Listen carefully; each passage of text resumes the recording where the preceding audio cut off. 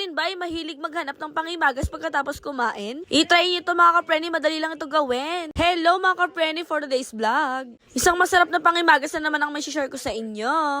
Wala ka nang ibang gagawin dito kundi maghalo-halo lang at tapos na ito. Hinanda ko na nga yung mga ingredients na ating mga kakailanganin. Maganda lamang kayo ng kawali at maglagay lamang kayo ng isang kutsara ng butter. At ilagay lamang po yung apoy sa may low heat mga kapreni. Then sunod na nga natin ilalagay yung kondensada. Ilalagay rin tayo dito ng kokwa, 2 balot.